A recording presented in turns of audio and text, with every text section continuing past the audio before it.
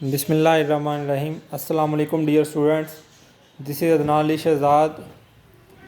This lecture is for the students of Economic Analysis in MBA 3.5 second semester. In the last lecture we have studied the determinants of price elasticity of demand, income elasticity of demand and cross elasticity of demand. Today we will start the next lecture, which is consumer behavior. In this lecture we will study concept of utility, positive utility, negative utility, total utility, marginal utility, zero utility, consumer equilibrium under cardinal approach, which is explained by law of diminishing marginal utility and law of equi-marginal utility.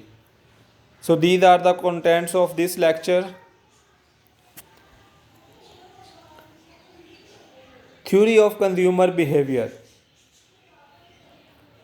Basically इस chapter में हम consumer behaviour को जज करेंगे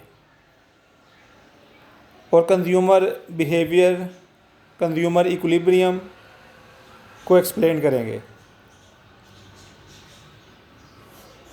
सबसे पहले हमें utility के बारे में जानना चाहिए, बिकॉज कंज्यूमर सेटिस्फैक्शन इज़ जज by the utility. Utility means satisfaction that we can get with the use of goods and services. हम goods and services को यूज़ करते हैं तो उससे जो हमें सेटिस्फैक्शन मिलती है वो यूटिलिटी कहलाती है. Utility basically is the power of a commodity to satisfy human wants. मतलब किसी भी गुड्स एंड सर्विसेज में वो पावर जो ह्यूमन वांट्स को सेटिस्फाई करे is called utility. Utility is different from usefulness. एक वर्ड होता है यूज़फुलनेस, फ़ायदामंदी. Utility is something different from this usefulness. क्योंकि कुछ चीज़ों में फ़ायदा होता है, कुछ में नुकसान होता है, लेकिन यूटिलिटी हर उस चीज़ में है जो आपकी वांट्स को सेटिस्फाई करे. मतलब जैसे आप जैसे लोग सिगरेट पीते हैं तो सिगरेट में फ़ायदामंदी कुछ नहीं है, यूज़फुलनेस नहीं है, हार्मफुल है, लेकिन वो ह्यूमन वांट्स को सेटिस्फाई करती है. दैट्स वाई उसमें यूटिलिटी मौजूद है. सिगरेट यूज़फुलनेस नहीं है, उसमें हार्मफुल है, लेकिन that satisfy human wants, so there is a utility. और चूँकि हम कंज्यूमर बिहेवियर स्टडी कर रहे हैं तो हमें यूटिलिटी के कंसेप्ट को पहले देखना होगा. हम कंज्यूमर बिहेवियर को यूटिलिटी के ज़रिए जज करेंगे, क्योंकि कंज्यूमर इक्विलिब्रियम वहाँ पे होगा जहाँ पे हम अपनी सेटिस्फैक्शन मैक्सिमाइज़ कर लें, जहाँ पे हम अपनी यूटिलिटी मैक्सिमाइज़ कर लें. So consumer equilibrium, consumer behaviour theory को एक्सप्लेन करने के लिए utility concept is very important. So the power of a commodity to satisfy human wants is called utility and it is different from usefulness. Because usefulness कुछ commodities में होती है, कुछ में नहीं होती. कुछ कमोडिटीज़ हार्मफुल होती हैं, जैसे नैरकोटिक्स है, सिगरेट है. But these harmful goods satisfy human wants, so there is a utility. So किसी भी कमोडिटी में वो पावर जो ह्यूमन वांट्स को सेटिस्फाई करे इज़ कॉल्ड यूटिलिटी. नेक्स्ट है टोटल यूटिलिटी. हम कुछ गुड्स एंड सर्विसेज कंज्यूम करते हैं. फॉर एग्जांपल ड्रिंक का कोक. हम कोक पीते हैं, हमें उससे कुछ यूटिलिटी मिलेगी। Let's say we denote it in a numbering, let's say we denote this utility in a numbering. Assume कर लेते हैं कि हमसे नंबरों में, हमने कोक पी है, उससे हमें यूटिलिटी मिली 10। यहाँ पे हमने एज्यूम किया है कि यूटिलिटी को हम नंबरों में मेजर कर लेते हैं। कुछ लोग नहीं भी करते तो वो हम आगे स्टडी करते हैं कि वो कैसे करेंगे। लेट से हमने एक कोक यूज़ की है, उससे हमें यूटिलिटी मिली है 10। आप उसी वक्त दूसरी कोक आप पिए तो यूटिलिटी मिलेगी उससे कम मिलेगी पहले वाले से, क्योंकि कुछ आपकी प्यास की शिद्दत कम हो गई है, कुछ आपकी वांट फुलफिल होना शुरू हो गई है, उससे यूटिलिटी पहले से कम मिलेगी। 8 कह लें, 6 कह लें, जितने भी। तो आप एक वक्त में जितने भी यूनिट्स कंज्यूम करते हैं, लेट्स से कि 5 यूनिट्स कंज्यूम करते हैं, उनसे ओवरऑल जो यूटिलिटी हासिल होगी that will be total utility, that will be named as a total utility. जितने भी यूनिट्स आप कंज्यूम करते हैं एक वक्त में, 5 यूनिट, 6 यूनिट, 10 यूनिट्स, उनसे जो आपको ओवरऑल यूटिलिटी हासिल होती है उसको हम टोटल यूटिलिटी बोलते हैं। So total utility is the amount of satisfaction or a pleasure a person derives from consuming some specific quantity or units। जितने भी आपने यूनिट्स यूज़ किए उनसे जो आपको समेटिव यूटिलिटी मिली उसे हम टोटल यूटिलिटी कहेंगे। फॉर एग्जांपल आपने 5 यूनिट्स ग्लास ऑफ वाटर कह लें, आपने कोई भी यूनिट्स आपने कंज्यूम किए हैं तो आपको उनसे यूटिलिटी मिलेगी, और ये यूटिलिटी जैसे जैसे हम नेक्स्ट यूनिट यूज़ करते हैं डिक्लाइन होती जाएगी, क्योंकि उस कमोडिटी की शिद्दत, आपकी प्यास की शिद्दत, उस कमोडिटी में जो आपको आप ह्यूमन वांट्स को सेटिस्फाई कर रहे हैं वो आहिस्ता आहिस्ता कम होती जाएगी। 10 + 8 + 6 + 4 + 2 ये आपके सामने एग्जांपल दिया है, तो टोटल बन जाएगी 30। 30 is your total utility.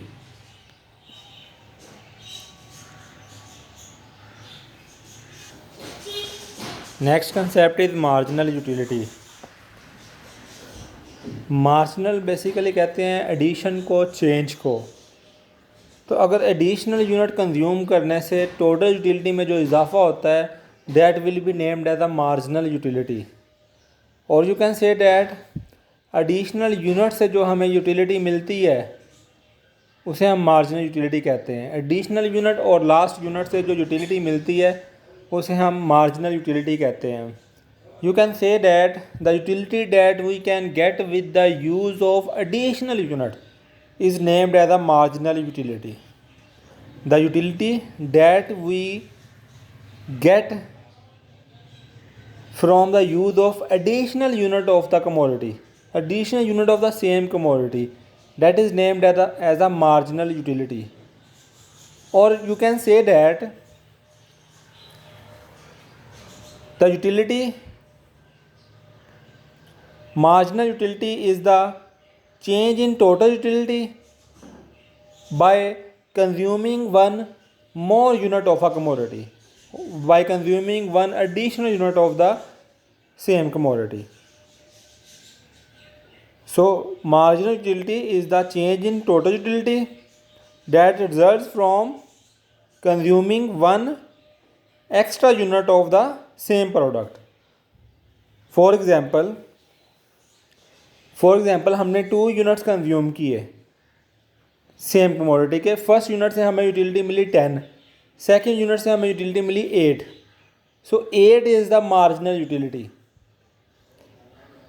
Then if we consume third unit additional unit, उससे हमें मिलती है utility 6, then 6 is the marginal utility. अगर हम फोर्थ यूनिट भी कंज्यूम करते हैं उससे भी हमें यूटिलिटी मिलती है 4, then 4 is the marginal utility. और अगर हम चारों यूटिलिटीज़ को ऐड करते हैं 10 + 8 + 6 + 4, it becomes total utility. So marginal utility होता है change in total utility, or you can say that marginal utility that we can get from the additional unit of the same commodity. Next concept is positive utility. जब तक total utility में इजाफा होता रहता है, margin utility तो decline हो रही होती है, 10 मिली, दूसरे से 8 मिली, 6 मिली, 4 मिली, टोटल यूटिलिटी में तो इजाफा हो रहा है। जब तक टोटल यूटिलिटी में इजाफा होता रहता है इसे हम पॉजिटिव यूटिलिटी कहते हैं। और यू कैन से डैट जब तक आपकी मार्जिन यूटिलिटी पॉजिटिव रहती है, ज़ीरो से अबव रहती है, उसे हम पॉजिटिव यूटिलिटी कहते हैं। when you have fulfilled the desire to consume the commodity, your utility becomes zero. This is named as a saturation point as well. जब आपको मज़ीद ख्वाहिश बाकी ना रहे उस यूनिट को, उस कमोडिटी को कंज्यूम करने की, जैसे पानी का गिलास पी रहे हैं, आपने 1 गिलास पानी का पी लिया, 2 पी लिए, 3 पी लिया, आप कहते हैं बस एनफ, दैट इज़ एनफ, मैं नहीं इससे ज़्यादा पी सकता। Your utility becomes equal to zero. ये सिर्फ खाने पीने पे अप्लाई नहीं होता, हर जगह पे अप्लाई होता है। कोई गुड्स एंड सर्विसेज मार्केट से परचेज़ कर रहे हैं, आप कोई शॉपिंग कर रहे हैं, आपके पास कपड़े हैं, 1 होगा, 2 होंगे, 3 होंगे, यूटिलिटी जो है वो अगर सेम एक तरह की हो, यूटिलिटी जो है वो डिक्लाइन होती जाएगी। आप कह देंगे बस एनफ, इससे ज़्यादा मैं नहीं परचेज करना चाहता, तो वहाँ पे आपकी यूटिलिटी जो है वो ज़ीरो हो जाएगी। That is named as a saturation point. अगर आप उसके बाद भी यूनिट्स कंज्यूम करते हैं, means your marginal utility becomes negative and your total utility starts decline, क्योंकि मार्जिनल यूटिलिटी का समेशन होता है टोटल यूटिलिटी। तो जब आपकी मार्जिनल यूटिलिटी नेगेटिव हो जाएगी तो आपकी टोटल यूटिलिटी जो है वो डिक्लाइन करना स्टार्ट कर देगी। This is named as a negative utility. फिर आपकी यूटिलिटी जो है वो नेगेटिव में चली जाएगी। So these are the concept of utility. Hopefully all concept will be clear. Total utility, जितने भी यूनिट्स आपने कंज्यूम किए उनसे ओवरऑल जो यूटिलिटी मिलती है वो टोटल यूटिलिटी कहलाती है। एडिशनल यूनिट से जो यूटिलिटी मिलती है वो मार्जिनल यूटिलिटी कहलाती है। और जब तक आपकी मार्जिनल यूटिलिटी पॉजिटिव रहती है इसे हम पॉजिटिव यूटिलिटी कहते हैं। जब आपकी सेटिस्फाइड टू ह्यूमन वांट्स किसी कमोडिटी की फिनिश हो जाती है, आप उसे मज़ीद कंज्यूम नहीं करना चाहते, वहाँ पे आपकी यूटिलिटी ज़ीरो हो जाएगी। अगर उसके बाद भी आप यूनिट्स कंज्यूम करते हैं तो your utility becomes negative. Consumer behaviour utility concept हमने रीड किया इसकी मदद से, क्योंकि कंज्यूमर तब इक्विलिब्रियम में होगा जब उसकी यूटिलिटी मैक्सिमाइज हो जाएगी। When he gets maximum satisfaction, when he gets maximum utility, तब कंज्यूमर जो है वो इक्विलिब्रियम में होगा। कंज्यूमर इक्विलिब्रियम को स्टडी करने के लिए utility concept is very important. Theory of consumer behaviour, consumer equilibrium को एक्सप्लेन करने के लिए there are 2 types of theories that we will discuss in this course. First one is cardinal approach and second one is ordinal approach. Cardinal approach is presented by Professor Alfred Marshall. According to cardinal approach, economics utility can be measured in numbering. According to cardinal approach, दोनों approaches के तहत हम consumer equilibrium को drive करेंगे। First approach cardinal approach कहती है utility can be measured in numbering. Utility is a measurable phenomena. कहता है यूटिलिटी जो है वो एक मेजरेबल फिनोमिना है, हम उसे नंबरों में बता सकते हैं। हमने कोई गुड्स एंड सर्विसेज परचेज़ की है, कंज्यूम की है, हम नंबरों में बता सकते हैं कि हमें इतनी यूटिलिटी, हमें 10, 15 इतनी यूटिलिटी मिली है। Utility is a quantitative phenomena. Utility is a measurable concept. Utility can be measured in numbering. Second approach is ordinal approach, which was presented by Professor Higgs. According to ordinal approach, utility cannot be measured in numbering. Utility cannot be measured in numbering. कहते हैं ये एक psychological phenomena है, human behaviour से link करता है। It is a qualitative concept. According to ordinal approach, utility is a qualitative concept. Utility is a qualitative concept. It is non-measurable. It is non-measurable. So according to ordinal approach, utility cannot be measured in numbering, but it can be ranked or compared. Ordinal approach के मुताबिक हम utility को नंबरों में major नहीं कर सकते। कहते हैं एक ये साइकोलॉजिकल फिनोमेना है कि हमें कोई कमोडिटी हमने यूज़ की है, हमें सेटिस्फैक्शन मिली है, यूटिलिटी मिली है, लेकिन हम उसे नंबरों में नहीं बता सकते। But it can be ranked और कंपेयर्ड, हम रैंक कर सकते हैं या कंपेयर कर सकते हैं, लेकिन नंबरों में नहीं बता सकते। हम दोनों अप्रोचेज के थ्रू जो है वो कंज्यूमर इक्विलिब्रियम को स्टडी करेंगे। पहले हम कार्डिनल अप्रोच के ज़रिए कंज्यूमर इक्विलिब्रियम को स्टडी करते हैं, then in the next lecture we will move towards ordinal approach.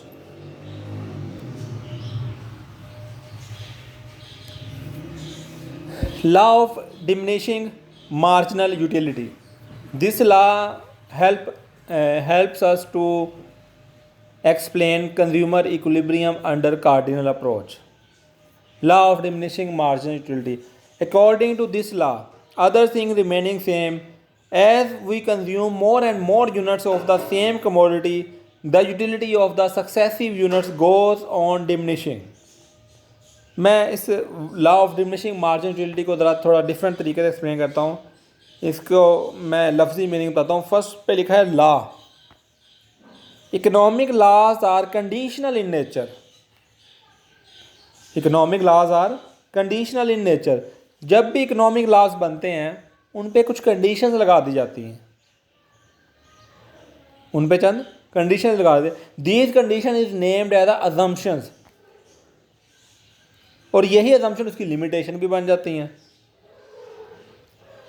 जितने भी इकोनॉमिक लॉज हैं उनकी कंडीशन, कुछ कंडीशन होती हैं, कुछ अजम्पशन होती हैं। So that's why at the start of definition I am saying other thing remaining same, these are the assumption, these are the assumption of this law. इस law के वैलिड होने के लिए ये अजम्पशन है। अदर थिंग रिमेनिंग सेम, कुछ चीज़ें हम अज्यूम करते हैं, डिस्कस कर लेंगे आगे फर्दर। आगे लिखा है law of diminishing. Diminishing means decreasing, marginal मतलब एडिशनल, यूटिलिटी एडिशनल यूनिट से जो यूटिलिटी मिलती है वो डिमिनिशिंग होती है, and other thing remaining same, यही इसकी डेफिनेशन है। So other thing remaining same as well as we consume more and more units of the same commodity, the utility of the successive units goes on diminishing. जैसे जैसे हम किसी एक commodity को बार बार इस्तेमाल करेंगे एक ही वक्त में, the utility of the successive units goes on diminishing. utility जो है वो डिक्लाइन होती जाएगी, utility जो है वो marginal utility जो है वो डिक्लाइन होती जाएगी। This is named as a law of diminishing marginal utility. Here is some assumptions, like मैंने स्टार्ट में कहा other thing remaining same means there are some assumptions which must be fulfilled to justify this law of diminishing marginal utility. ये utility का जो law है कि marginal utility जो है वो डिक्लाइन करती है, ये तब फुलफिल होगा जब उसके साथ कुछ assumptions जो हैं वो वैलिड हों। फॉर एग्जाम्पल वो कौन सी assumption है? The goods that you are consuming must be of same quality. जो आप गुड्स एंड सर्विसेज यूज़ कर रहे हैं वो सेम क्वालिटी की होनी चाहिए। अगर सेम क्वालिटी की ना होगी तो ये लॉ वैलिड नहीं होगा। मतलब पहले आप गर्मियों में आए हैं, पसीने से भरे हुए हैं, आए हैं आगे, तो पहले किसी ने पानी गर्म पिला दिया है, दूसरा गिलास जो दिया वो ठंडे पानी का था, तो ऑब्वियसली ठंडे पानी की यूटिलिटी जो है वो पहले वाले से ज़्यादा होगी। इन यूटिलिटी मार्जिनल यूटिलिटी डिक्रीज़ होने की बजाय यहाँ पे इंक्रीज़ हो जाएगी, क्योंकि उनकी क्वालिटी सेम नहीं है, वो गर्म था वो ठंडा पानी है। So quality of units must be same, then this law will be valid. These are the assumption, इस तरह की अजम्पशन होती हैं। Another assumption is that consume the units at the same time, consecutive use हो। ये ना हो कि एक गिलास अब पिया है, एक गिलास 2 घंटे बाद पिया है, चाहे वो उस वक्त ज़्यादा प्यास लगी हो तो यूटिलिटी ज़्यादा बढ़ जाएगी, कम लगी हो कम, तो मे भी वेरी कर सकता है। तो this law is valid when you have to consume the commodity at the same time. Accurate quantity भी एक्यूरेट होनी चाहिए, मुनासिब क्वांटिटी होनी चाहिए। ये नहीं है कि आप पानी का एक सिप ले रहे हैं और दूसरे सिप में कहें कि जो यूटिलिटी डिक्रीज होगी, ऐसा नहीं है। मुनासिब क्वांटिटी, या ना ही इतनी कम हो ना ही इतनी ज़्यादा हो। सो इस तरह की असम्पशन होती हैं जो बनाई जाती हैं लॉ को फुलफ़िल करने के लिए। So other thing remaining same, as we consume more and more units of the same commodity, the utility of the successive units goes on diminishing. This is named as the law of diminishing marginal utility. Let's explain it with the help of table and diagram. Here you can see that in the first column there are units of a commodity that you are consuming. In the second column there is the total utility. In the third column there is the marginal utility. You can see that when you are consuming first unit, when you are consuming 0 units, total utility is 0 and marginal utility is also 0. When you are consuming first unit, then total utility let's say is 10, that is also the marginal utility. Margin first unit है तो यही total utility है, यही marginal utility है. Then you are consuming second unit, you can get the marginal utility that is 8. पहले वाले से कम होगी। आपने पहले यूनिट कंज्यूम किया उसकी यूटिलिटी 10 थी, आपने बाद में यूनिट कंज्यूम किया उसकी यूटिलिटी पहले वाले से कम होगी, because law of diminishing margin utility. Margin utility जो है वो डिक्लाइन करती है जैसे जैसे हम मजीद यूनिट्स यूज़ करते हैं। So total utility becomes 18। Third unit आपने कंज्यूम किया, मार्जिन यूटिलिटी मिली उसे 6, सो टोटल यूटिलिटी बिकम्स 24। आपने फोर्थ यूनिट यूज़ किया, मार्जिन यूटिलिटी मिली 4, total utility becomes 28। Total utility मतलब 4 यूनिट्स कंज्यूम करने से आपको जो टोटल यूटिलिटी मिली वो 28 है, जबकि फोर्थ यूनिट से जो मार्जिन यूटिलिटी मिली है वो 4। आपने फिफ्थ यूनिट यूज़ किया, मार्जिन यूटिलिटी से मिली आपको 2, जबकि टोटल यूटिलिटी बिकम्स 30। आपने फिफ्थ यूनिट कंज्यूम किया, टोटल यूटिलिटी 6 यूनिट कंज्यूम किया आपने, टोटल यूटिलिटी मिली आपको 0, देन मार्जिन यूटिलिटी मिली आपको 0, then total utility will remain same 30। Seventh unit आपने कंज्यूम किया, your margin utility becomes negative and your total utility now starts decline 30 to 28।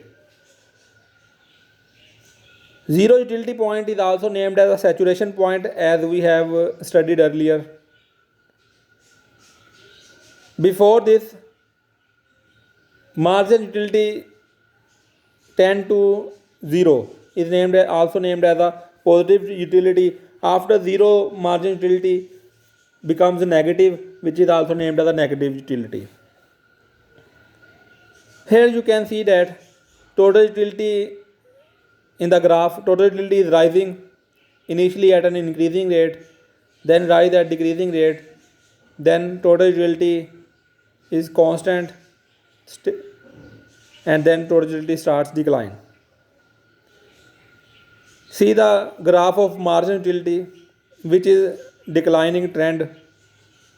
After 6 unit, margin utility becomes negative. Here I will explain 3 main points.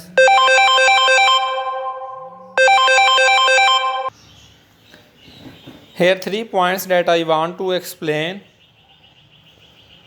First one is that when total utility is increasing, margin utility is decreasing but stay positive.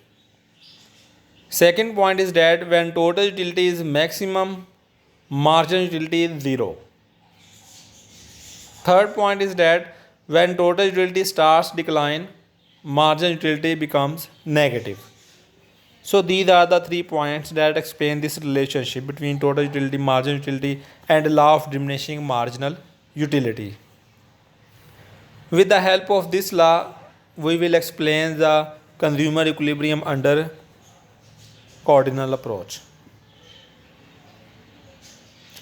Consumer equilibrium under cardinal approach is explained with the help of law of diminishing marginal utility and law of equimarginal utility. देखिए consumer तब equilibrium में होगा when he gets maximum satisfaction, when its utility is maximized. जब consumer की utility maximize है, he will be in equilibrium. According to law of equi margin utility, consumer will be in equilibrium when he spends his limited income on different commodities in such a way that the last dollar that he spent on each commodity gives him the same amount of satisfaction. Gives him the same amount of satisfaction. At equilibrium, you can say that marginal utility of X over price of X is equal to the marginal utility of Y over price of Y, and that is also equal to the marginal utility of Z over price of Z. अगर वो अपनी income को different commodities पे spend करता है, तो अगर हम इस फार्मूला में वैल्यूज़ प्लग करें और ये इक्वल है, then he will get the maximum utility. हम इसे एग्जाम्पल के ज़रिए जो है वो एक्सप्लेन करता हूँ। Hopefully you will understand. Let's say you have $5 and you want to spend it on two commodities, that is X and Y. So you can see that in the first column there is a money spent on each commodity, first dollar, second dollar, third dollar, fourth dollar and fifth dollar. And in the second column there is a marginal utility of X, and in the third column there is a marginal utility of Y. अगर हम first dollar X पे spend करते हैं तो हमें total utility मिलती है 14। अगर हम सेकंड डॉलर X पे स्पेंड करते हैं तो हमें यूटिलिटी मिलती है मार्जिनल 12, पहले वाले से कम मिली। थर्ड यूनिट हम X पे स्पेंड करते हैं तो हमें यूटिलिटी मिलती है 10। By spending fourth dollar on X commodity, we get 8 utility, and by spending fifth dollar on X commodity, we get 6 utility. Margin utility decline हो रही है, हमने ये स्टडी किया है through law of diminishing marginal utility. In the same way, if we spend first dollar on Y commodity, we can get 12 margin utility. And if we spend second dollar on Y commodity, we receive 10 utility. If we spend third dollar on Y commodity, we receive 8 utility. If we spend fourth dollar on Y commodity, we receive 6 utility. And if we spend fifth dollar on Y commodity, we receive 4 utility.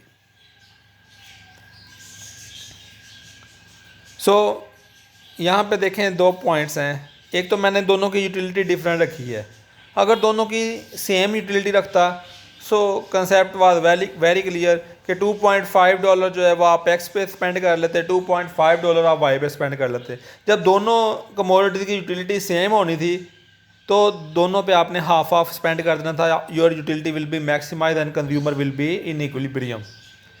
दोनों की utility same है। अब ये concept है कि जिसकी utility ज़्यादा है उस पर ज़्यादा पैसे स्पेंड करने चाहिए, जिससे कम यूटिलिटी मिल रही है उस पर कम पैसे स्पेंड करने चाहिए। अब जिससे ज़्यादा यूटिलिटी मिल रही है उस पर कितने ज़्यादा स्पेंड करने चाहिए, जिससे कम यूटिलिटी मिल रही है उस पर कितने कम पैसे स्पेंड करने चाहिए। That is the point. जिससे ज़्यादा यूटिलिटी मिल रही है उस पर ज़्यादा पैसे स्पेंड करने चाहिए, और जिससे कम यूटिलिटी मिल रही है उस पर कम पैसे स्पेंड करने चाहिए। लेकिन कितने? लेट्स से कि वो X पे जो है वो $3 स्पेंड करता है और Y पे $2 स्पेंड करता है। By spending this one we can get the total utility 14 + 12 + 10 and 12 + 10, it becomes 58 utility. Let's take another combination. हम चेक करते हैं कि यूटिलिटी कम होती है ज़्यादा होती है। लेट्स से कि हम X पे $2 स्पेंड करते हैं और Y पे $3 जो है वो स्पेंड करते हैं। Then total utility becomes 14 + 12 + 12 + 12 10 + 8, it becomes 56। ये पहले वाले से कम है। Let's take another combination. आप $4 जो है वो एक्स पे स्पेंड करें, $1 वाई पे स्पेंड करें। 14 + 12 + 10 + 8 + 12 इट बिकम्स अगेन 56। आप कोई सा भी और कॉम्बिनेशन लेंगे तो उसकी यूटिलिटी पहले वाले से कम होगी। It means 58 is the maximum utility. अगर आप डेफिनेशन के ज़रिए चेक करें, a consumer will be in equilibrium when he spends his limited income in such a way that the last dollar that he spent on each commodity give him the same amount of satisfaction। आप देखें 12 पे भी same satisfaction है, 10 पे भी same satisfaction है, 8 पे भी सेम सेटिस्फैक्शन है और 6 पे भी सेम सेटिस्फैक्शन है। तो कहाँ तक स्पेंड करने चाहिए? आप 12 वाले कॉम्बिनेशन पे देखें जहाँ पे मार्जिन यूटिलिटी दोनों की सेम हो जाती है, लेकिन $2 एक्स पे स्पेंड हो रहे हैं, $1 वाई पे स्पेंड हो रहा है, मतलब टोटल $3 आप कंज्यूम कर रहे हैं, तो आपके पास $5 हैं, रिसोर्स अंडर यूटिलाइज रह जाएंगे। आप सेकंड कॉम्बिनेशन चेक करेंगे नेक्स्ट 10-10, जहाँ पे मार्जिन यूटिलिटीज आपस में इक्वल हैं, वहाँ पे आप $2 वाई पे स्पेंड कर रहे हैं और $3 जो है वो एक्स पे स्पेंड कर रहे हैं। यहाँ पे आपके $5 पूरे स्पेंड भी हो रहे हैं और जो डेफिनेशन में कहा गया है मार्जिन यूटिलिटीज़ वो भी सेम हो रही हैं।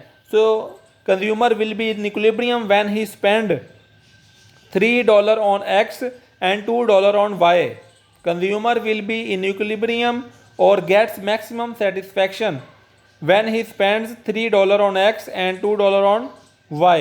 So utility becomes 58। हमने मैथमेटिकली और कम्बिनेशन लेके देखे तो यूटिलिटी जो है वो इंक्रीज होने की बजाय डिक्रीज हो रही थी। अगर आप इन वैल्यूज़ को प्रीवियस फार्मूला में प्लग करें तो वो भी सेम आएगा। So this is the consumer equilibrium under cardinal approach।